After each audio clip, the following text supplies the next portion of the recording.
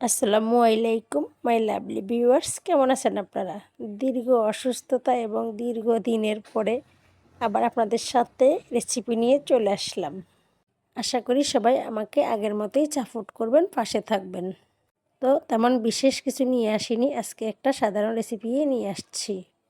গরুর মাংস দিয়ে পেঁপে রান্না। এর জন্য সবগুলো মশলা দিয়ে দিয়েছি আমি পাত্রে। আপনারা হয়তো দেখে বুঝতে পারছেন পরিমাণ কতটুকু দিয়েছি। প্রথমে তেল দিয়ে তার সাথে পেঁয়াজ কুচি দিয়েছি, গরম মশলা দিয়েছি, 3 চামচ আদা রসুন পেস্ট দিয়েছি। এবার এগুলো ভালোভাবে কষাতে হবে। কষানোর পরে হলুদের গুঁড়ো দিয়ে দিয়েছিলাম 1.5 চামচ, মরিচের গুঁড়ো দিয়ে দিয়েছিলাম 1.5 চামচ।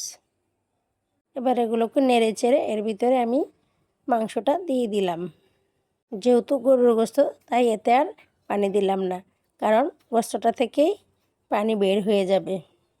গোশতটা দেওয়ার পরে ভালোভাবে নেড়েচেড়ে কষিয়ে নিতে হবে। আসলে সময় স্বল্পতার কারণে রেসিপি দেওয়া হয়নি। এখন থেকে নিয়মিত আপনাদের মাঝে ইনশাআল্লাহ প্রতিদিন রেসিপি দেওয়ার চেষ্টা করব। এরপর এতে দিয়ে দিলাম 2 চামচ পরিমাণ জিরার গুঁড়ো। আপনারা হয়তো আমার কণ্ঠস্বর শুনেই বুঝতে পারছেন এখনও আমার ভালোভাবে স্বর ঠিক হয়নি। শুনতে খারাপ লাগলে ক্ষমা সুন্দর দৃষ্টিতে দেখবেন এবং আমার রেসিপি কেমন হয় জানাবেন। কোথায় কোথায় ভুল আছে তাও জানাতে ভুলবেন না।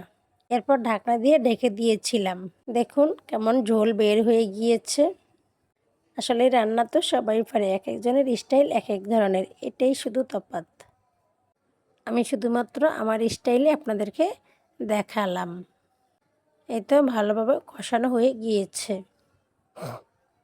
আপনারা যারা আমাকে পছন্দ করেন অবশ্যই জানাতে পারবেন কোন কোন রেসিপি আপনাদের জন্য দিব। এরপর এতে দিয়ে দিলাম ফুটন্ত গরম পানি। পানি দিয়ে ঢাকা দিয়ে ঢেকে দিয়েছিলাম গোশতটা সিদ্ধ হওয়ার জন্য। এই তো প্রায় সিদ্ধ হয়ে গিয়েছে। এবার এতে আমি কেটে রাখা পেঁপেগুলো দিয়ে দিয়েছি। পেঁপে দিয়ে রান্না করার সময় সবসময় মনে রাখবেন পেঁপে কিন্তু সিদ্ধ করার জন্যই দেওয়া হয়, তাই সিদ্ধ হওয়ার আগেই কিন্তু পেঁপে তরকারিটা দিতে হবে। তো দেখুন আমার তরকারিটা হয়ে গেল। ধন্যবাদ সবাইকে।